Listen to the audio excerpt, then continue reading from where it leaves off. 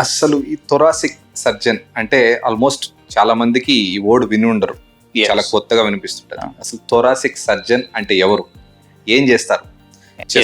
Thorax అంటే చాలా మంది లైక్ స్మోకింగ్ చేస్తేనే లంగ్ డిసీజ్ రిలేటెడ్ ఇష్యూస్ వస్తాయంటారు. అలా కాకుండా చాలా మంది అసలు స్మోకింగ్ కూడా అలవాటు, ఎస్పెషలీ అర్బన్ సిటీస్ లో ఉండే వాళ్ళకి ఎక్కువ మందికి ఈ మధ్య లైక్ లంగ్ అంటే ఊపిరితిత్తులకు సంబంధించిన డిసీజెస్ కి ఎక్కువ మంది గురవుతున్నారు.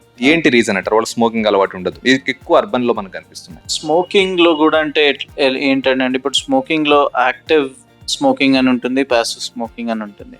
ఇన్ఫాక్ట్ ఐ కెన్ సే వేరే దేశాలు కంపేర్ చేస్తే మన దగ్గర ఇంకా స్మోకింగ్ ఇన్సిడెంట్స్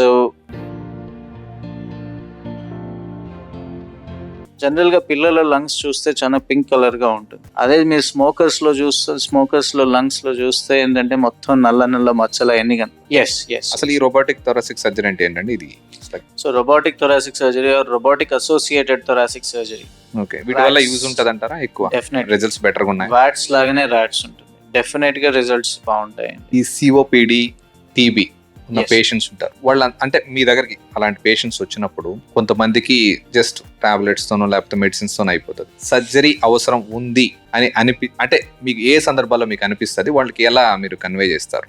సో టీబీ అనేది దాన్ని మన దేశంలో ఎండమిక్ డిసీజ్ అని చెప్పొచ్చండి. అంటే మీకు నాకు కూడా ఇప్పుడు టీబీ డెఫినెట్ గా అఫెక్ట్ అయ్యే ఉంటుంది. మోస్ట్ కామన్లీ స్మోకింగ్ వల్ల ఏంటంటే ఊపిరితిత్తుల నుంచి వచ్చే గాలి ఏంటంటే బయట దాన్ని బ్రాంకై అంటాం, ఎయిర్వేస్ అంటాం.